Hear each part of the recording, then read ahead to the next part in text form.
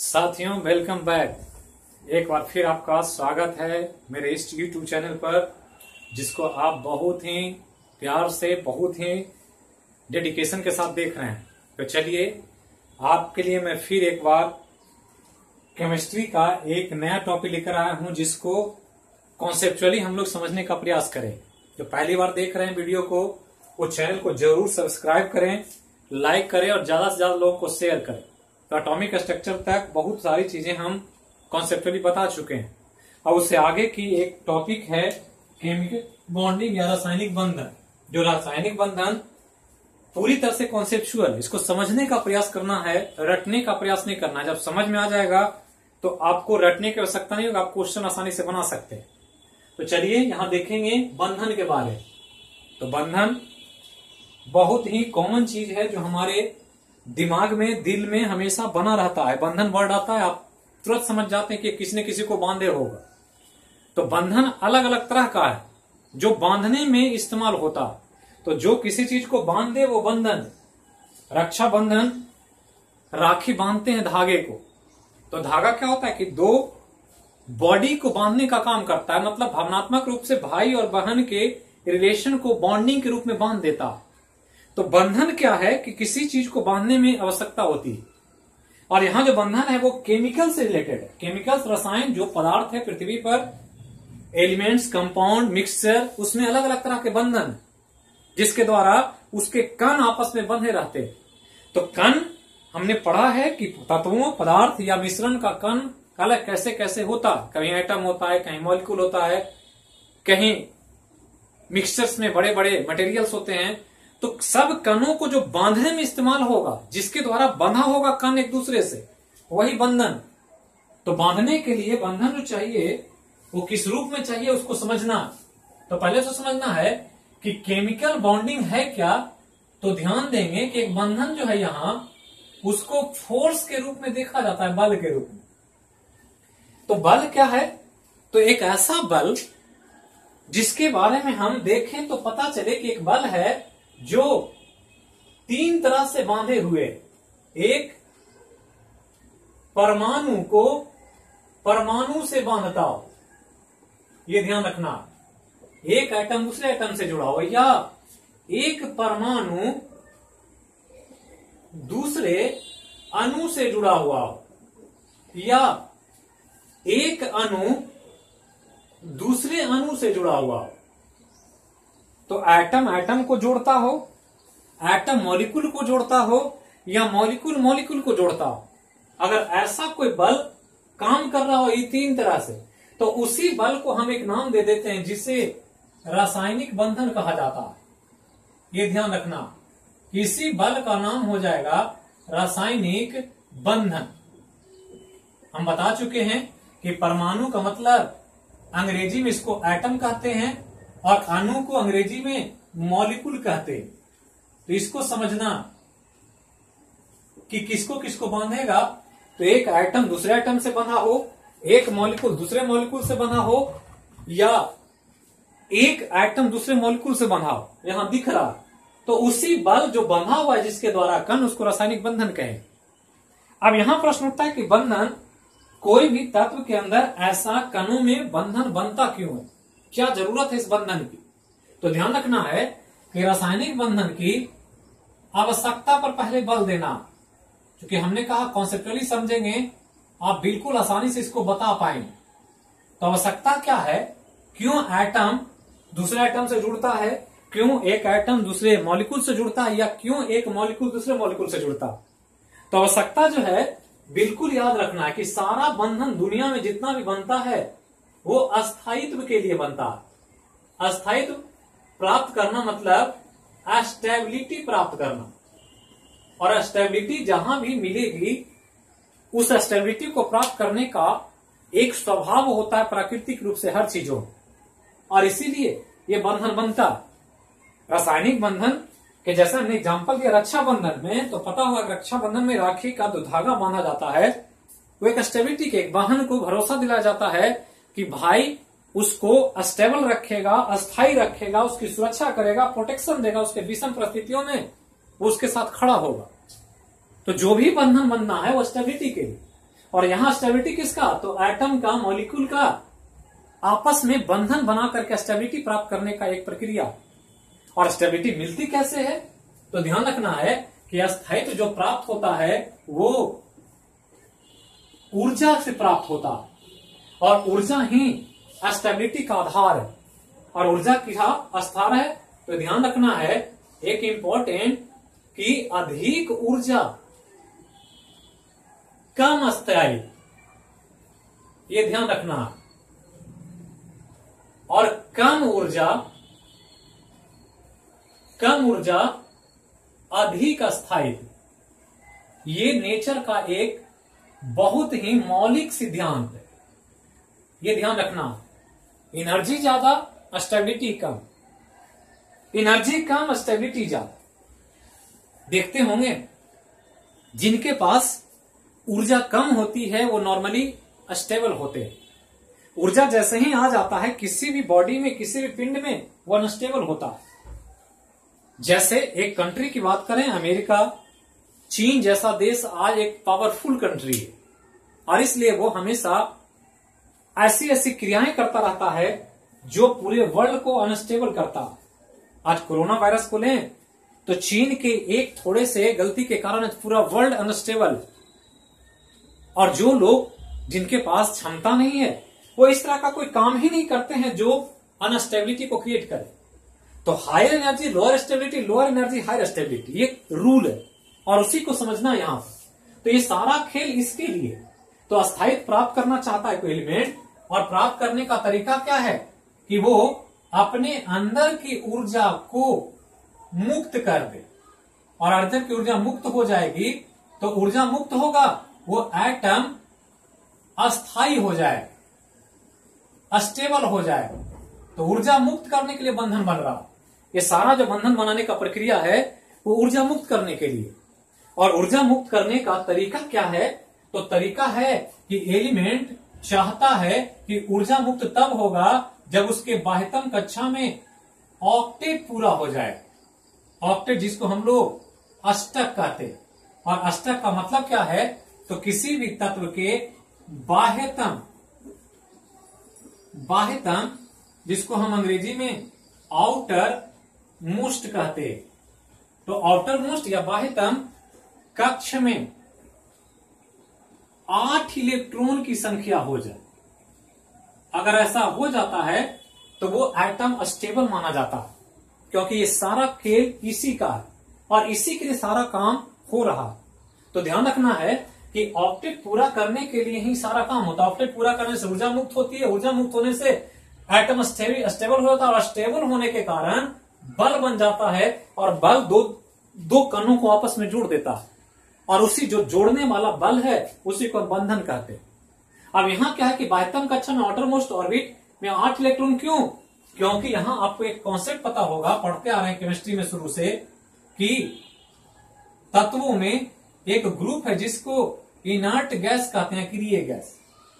और अक्रिय गैस में हीलियम को छोड़कर, हीलियम के बाह्यतम कक्षा में 2 इलेक्ट्रॉन होता है, बाकी जितने भी हैं इसके नीचे, नियॉन, आर्गन, क्रिप्टन, जेनन, रेडन, ये सभी इसके हीलियम के नीचे वाले में सबके बाह्यतम कक्षा में 8 इलेक्ट्रॉन होता। और इन दोनों के कारण हीलियम में एक है, क्योंकि इसमें एक ही कक्ष है, एक कक्ष जिसके पास होगा उसके बाह्यतम कक्षा में 2 इलेक्ट्रॉन, और बाकी जितना भी होगा उसके बाह्यतम कक्षा में 8 इलेक्ट्रॉन होगा। और जिसमें भी ऐसा सिचुएशन हो जाए, इसको डुएट कहते हैं, और इसको 8 वाले को ऑक्टेट कहते हैं। तो डुएट होगा अगर एक कक्ष तो, और एक कक्ष से ज्यादा है तो ऑक्टेट होगा। और ये दोनों कंडीशन अगर उत्पन्न हो जाए तो वो एटम स्टेबल होता, और इसके कारण इसको अक्रिय गैस कहते हैं, क्योंकि ये स्टेबल है, किसी से रिएक्शन नहीं करेगा। जो स्थायी हो गया, स्टेबल हो गया, उसको रिएक्शन की आवश्यकता नहीं है, किसी से वो बॉन्डिंग नहीं करेगा। और इसलिए अक्रिय गैस सामान्यतः नॉर्मली वो किसी से बंधन नहीं बनाते। तो ये ध्यान रखना, सारा खेल इसलिए है कि सभी तत्व चाहते हैं कि उनका विन्यास तत्वों में अक्रिय गैस का विन्यास, अक्रिय गैस का विन्यास प्राप्त करने का गुण होता, वो विन्यास प्राप्त करना चाहते हैं। और अगर तत्वों में अक्रिय गैस का विन्यास प्राप्त हो जाएगा तो स्टेबल हो जाए, और इसी विन्यास प्राप्ति के लिए वो बंधन बनाते हैं एक कण दूसरे के साथ, और इसी को हम लोग को बल में या रासायनिक बंधन में समझना। तो यही मेन फीचर है आपका रासायनिक बंधन से संबंध। तो रासायनिक बंधन क्या है? तो बल है जो कणों को जोड़ता है। कण में एटम हो सकते हैं, मॉलिक्यूल हो सकता है। बंधन बनने से होता क्या है? तो ऊर्जा मुक्त होती है, इसलिए एटम स्टेबल हो जाता है। ऊर्जा मुक्त होने का तरीका क्या है? तो इनर्ट गैस जैसा उनके बाह्यतम कक्षा में 8 इलेक्ट्रॉन हो जाए। 8 इलेक्ट्रॉन होगा कैसे? तो आपस में बॉन्डिंग करेंगे, और बॉन्डिंग करेंगे तो बंधन बन जाएगा, और बंधन बनने से उनका अस्थायित्व प्राप्त हो जाएगा ऊर्जा मुक्त होने से। और यही काम की वजह से तत्वों में बंधन बनाने की प्रकृति या नेचर देखा जाता या पाया जाता। अब ये जो गुण है, इसी को समझने के लिए कि बंधन बनेगा कैसे। जब बंधन बनता है तो हमने बताया है आपको कि बंधन या जो भी क्रियाएं होती है केमिस्ट्री में, अभिक्रिया में, वो संयोजी इलेक्ट्रॉन से होता है। ध्यान रखना, संयोजी इलेक्ट्रॉन के कारण होता। और संयोजी इलेक्ट्रॉन क्या है, यह हम पहले बता चुके हैं कि बाहरी कक्ष में जो सबसे अंतिम कक्ष में मौजूद इलेक्ट्रॉन होता है उसको संयोजी इलेक्ट्रॉन कहते हैं। तो जो भी बंधन बनेगा वो संयोजी इलेक्ट्रॉन से बनेगा।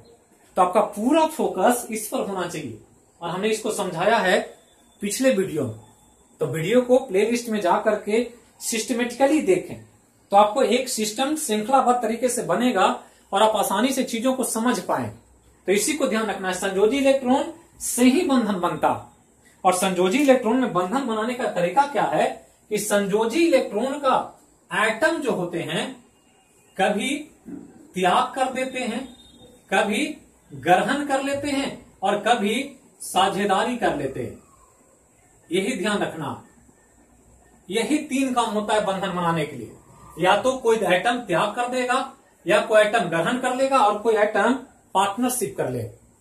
और ये 3 जो क्रिया होगा, इन तीनों क्रिया के कारण केमिकल्स के अंदर या रसायनों में आपको मौलिक रूप से 3 प्रकार के बंधन पाए जाएं। तो पहला तो ध्यान रखना है कि रासायनिक बंधन मुख्य रूप से 3 प्रकार के होते हैं, ये ध्यान रखना। तो यही तीनों को स्टडी कर लेना है मौलिक रूप से, तो बंधन का कॉन्सेप्ट आपका बिल्कुल क्लियर हो जाए, जिसको मैं एक टेबल के माध्यम से समझाने का प्रयास करता हूं। और टेबल को बिल्कुल कॉन्सेप्चुअली देखेंगे ताकि इसमें कोई दिक्कत ना हो। तो पहला जो बंधन है यहां पर, वो ध्यान रखना है, नाम है इलेक्ट्रोवैलेंट बॉन्ड। ये ध्यान रखना, इलेक्ट्रोवैलेंट बॉन्ड पहला, ये ध्यान रखना। दूसरा जो बंधन है उसका नाम है कोवैलेंट बॉन्ड, कोवैलेंट बॉन्ड। और तीसरा जो बंधन है उसका नाम है कोऑर्डिनेट बॉन्ड। तो यही 3 प्रकार के बंधन बेसिक रूप से हम लोग को समान अध्ययन में पढ़ना।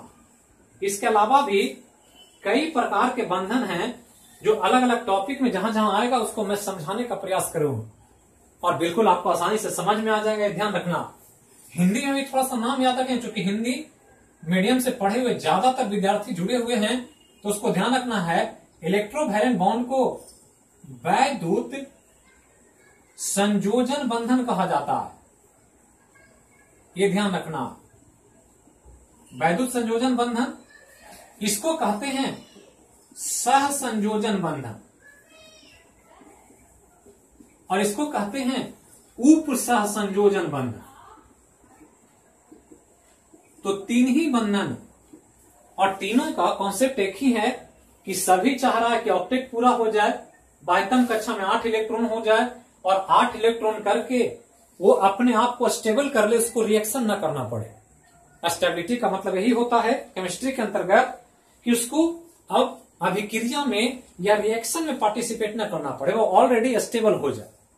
अब ये जो होगा 3 तरह का, का त्याग होगा, ग्रहण होगा, साझेदारी होगा। किसका? तो इलेक्ट्रॉन का, जो संयोजी इलेक्ट्रॉन है उसका। अब इसका जब होगा तो इसी के आधार पर 3 बंधन बनेगा। यहां बिल्कुल नाम से स्पष्ट है वैद्युत संयोजन, वैद्युत मतलब इलेक्ट्रिसिटी। और इलेक्ट्रिसिटी का कॉन्सेप्ट है कि इलेक्ट्रिसिटी जो है वो चार्ज से निर्भर है या चार्ज पर आधारित है, जिसको आवेश कहते हैं। तो ध्यान रखना है सिंपल कि आवेश के कारण अगर किसी केमिकल में बॉन्ड हो तो उसको हम वैद्युत संयोजन बंधन कहेंगे। बिल्कुल सिंपल कि यहां जो भी खेल है वो आवेश का खेल, आवेश के कारण ही बॉन्ड बनेगा। और आवेश दो तरह का होता है, ऋण आवेश और धन आवेश। और आपको पता होगा कि आवेश जो होता है इलेक्ट्रॉन के लेन देन से होता है। तो यहां ध्यान रखना है बंधन जो बनेगा इलेक्ट्रॉन के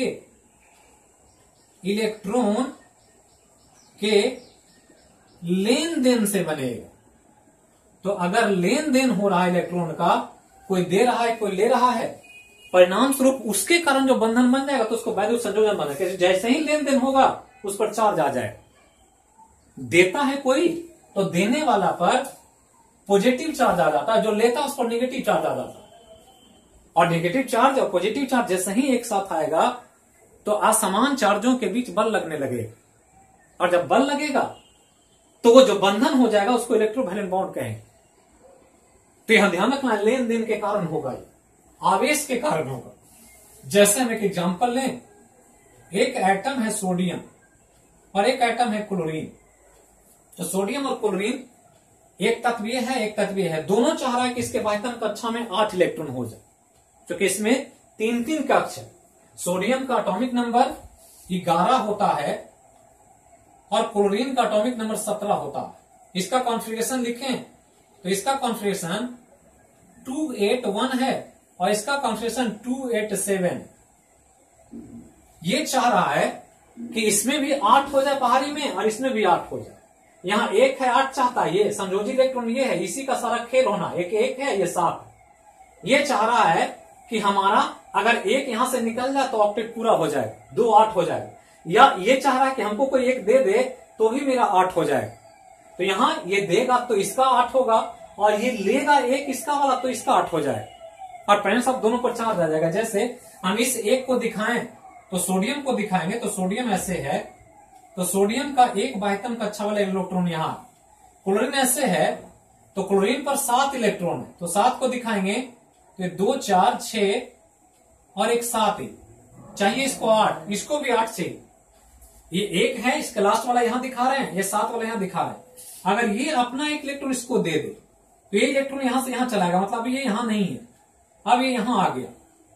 तो जैसे ही ये हटेगा यहां से तो इसका हो गया 2 8 और इसने इसका ले लिया, इसलिए 7 + 1 इसका भी हो गया 2 8 और 8, दोनों का ऑक्टेट हो गया। इसका भी 8 हो गया, इसका भी बाह्यतम कक्षा में 8 हो गया। अब इस रूप में जैसे ही ये दिया तो सोडियम अब सोडियम नहीं रहा, सोडियम प्लस हो गया, इसने दे दिया 1 इलेक्ट्रॉन। और क्लोरीन ले लिया इसलिए इस पर माइनस आ गया, तो सोडियम आयन और क्लोराइड अब दोनों जुड़ा तो एक कंपाउंड बना दिया NaCl, जिसको नमक कहते। तो ये नमक में जो बंधन है वो वैद्युत संयोजन बंधन है। और इसी को समझना कि यहां क्या हो रहा था, एक दिया एक ले लिया, इसका वाला यहां आ गया तो दे दिया, इसलिए इसको हम मानेंगे कि जो बॉन्ड बना इन दोनों के बीच वो चार्ज के कारण बना, आवेश प्लस माइनस के कारण, इस इलेक्ट्रोवैलेंट बॉन्ड।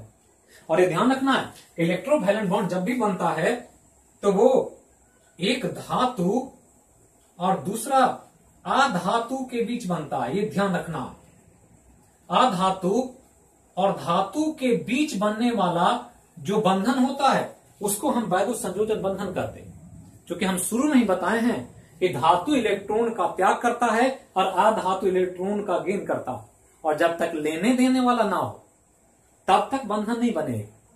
जब तक कोई इंटरेक्शन नहीं होगा बंधन नहीं बनेगा। तो एक लेने वाला चाहिए एक देने वाला चाहिए, और इसलिए एक मेटल चाहिए दूसरा नॉन मेटल चाहिए, जैसे ही इलेक्ट्रोवैलेंट बॉन्ड की बात आए।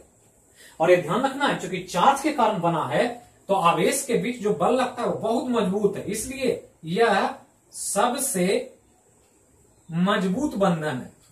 ये पूछेगा एग्जाम में कि इन तीनों में सबसे मजबूत बंधन कौन है, तो आपको ध्यान रखना है कि सबसे मजबूत इलेक्ट्रोवैलेंट बॉन्ड होता है। अब यहां कोवैलेंट बॉन्ड को देखें, सह संयोजन, और सह संयोजन बनेगा तो साझेदारी के कारण बनेगा। ये उपसह है, तो ये सह और ये सह दोनों एक ही है, ये इसी का थोड़ा सा अलग रूप है, लेकिन दोनों सह संयोजन ही, मतलब दोनों साझेदारी से बनेगा। और साझा होगा तो यहां आवेश नहीं आएगा। तो ध्यान रखना, यहां आवेश के कारण नहीं होगा, पार्टनरशिप के कारण बनेगा। तो पार्टनरशिप के कारण कैसे? तो यहां पर जो पहला होगा, यहां जो होगा वो इलेक्ट्रॉन के बराबर साझेदारी के कारण बनेगा। ये ध्यान रखना, साझेदारी के कारण बनेगा। तो जब भी बनेगा तो इलेक्ट्रॉन का बराबर पार्टनरशिप होगा, एक जितना देगा उतना ही दूसरा भी देगा। तो जब बराबर पार्टनरशिप हो इलेक्ट्रॉन का तो बंधन जो बनेगा सहसंयोजन हो। एकदम ध्यान रखना। जैसे हम एक एग्जांपल लें, ये ऑक्सीजन का जो होता है 8 होता है। ये चाहता है कि मेरा ऑक्टेट पूरा हो जाए। विन्यास देखेंगे 2 और 6 होगा, आयतन कक्षा में 6, तो 6 है, 8 चाह रहा है। तो एक ऑक्सीजन का 6 इस प्रकार से, एक ऑक्सीजन का 6 यहां, और एक और ऑक्सीजन एटम इसका भी 6। तो इस प्रकार से 6 दोनों का। अब ये अगर इससे 2 शेयरिंग कर ले और इसके साथ ये शेयरिंग कर ले तो दोनों का ऑक्टेट पूरा हो गया। इसका भी 8 हो गया, इसका भी 8 हो गया, क्योंकि ये दोनों बराबर है। यहां 2 ये दिया है ये वाला, तो 2 ये भी दिया, और इसलिए ऑक्सीजन के बीच डबल बॉन्ड बन गए। तो ये जो बंधन है ये सहसंयोजन बंधन, ये ध्यान रखना। जैसे जल में ले तो जल का हम एक बनाए H2O। तो H2O क्या है कि H के पास 1 इलेक्ट्रॉन है अपना, ऑक्सीजन के पास हमने कहा 6 होता, तो इसको दिखाएं ऐसे, तो ये 6 इलेक्ट्रॉन। तो हाइड्रोजन एक और ले लें तो 2 हाइड्रोजन आइटम एक ऑक्सीजन के साथ शेयर कर लेता है, इस प्रकार से शेयरिंग कर ली। तो देख रहे हैं ऑक्सीजन एक दे रहा है तो हाइड्रोजन भी दे रहा है, और ये हाइड्रोजन दोनों आइटम से ऑक्सीजन का एक एटम शेयरिंग कर लिया।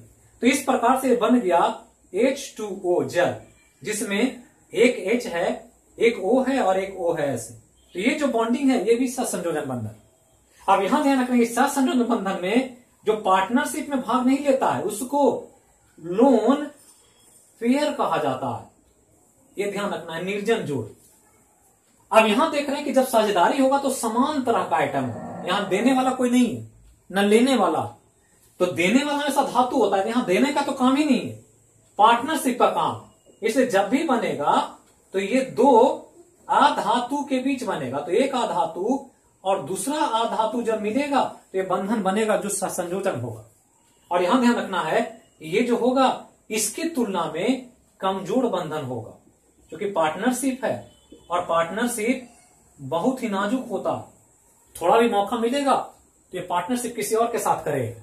यहां चार्ज के कारण इसलिए बंधन मजबूत है, यहां चार्ज नहीं, यहां पार्टनरशिप है, इसलिए बंधन इसकी तुलना में कमजोर है। अब यहां देखें तो ये कोऑर्डिनेट बॉन्ड है, उप सहसंयोजन बंधन। और उप सहसंयोजन बंधन क्या है कि यहां जो पार्टनरशिप होगा तो यहां इलेक्ट्रॉन की साझेदारी, इलेक्ट्रॉन की साझेदारी जो होगा वो एक तरफा होगा। एक तरफा कहने का मतलब एक देगा इलेक्ट्रॉन, दूसरा नहीं देगा, क्योंकि उसके पास इलेक्ट्रॉन देने के लिए है ही नहीं। और एक जो है जिसके पास सरप्लस है। पार्टनरशिप ऐसा होता है आजकल कि कुछ लोग ऐसे होते हैं जो पूंजी फाइनेंशियली पार्टनरशिप होते हैं, और एक होते हैं जो श्रम करते हैं। तो एक का पूंजी लग गया, एक का श्रम लग गया, और दोनों का पार्टनरशिप हो गया।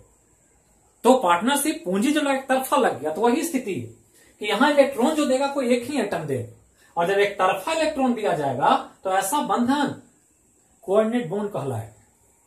जैसे कि एग्जांपल दें, हम नाम लें कि एक कंपाउंड है सल्फर डाइऑक्साइड SO2, जिसमें एक सहसंयोजन बंधन, एक उप सहसंयोजन बंधन। सल्फर का 16 होता है, ऑक्सीजन का 8 होता है।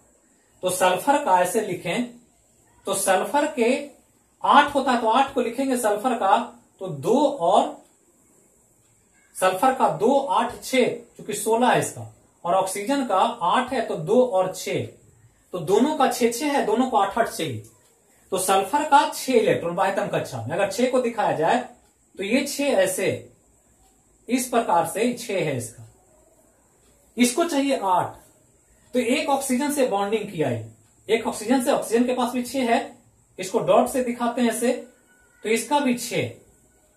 अब इसके साथ ये बॉन्डिंग कर लिया ऐसे, तो बॉन्डिंग हो गया ये, और बॉन्डिंग होने से इन दोनों का ऑक्टेट पूरा हो गया। इसका भी 6 के जगह 8 हो गया, 2 4 6 अपना, 2 इसका 8, इसका भी 2 4 6 अपना, 2 इसका 8, तो इसका भी 8, इसका भी 8। तो ये बॉन्ड बन गया, ऑक्टेट बन गया। लेकिन सल्फर के पास ये कंपाउंड जो है 2 ऑक्सीजन, तो बॉन्डिंग बनाना है इसको 1 ऑक्सीजन से, और तो इसको लेने की अब जरूरत नहीं।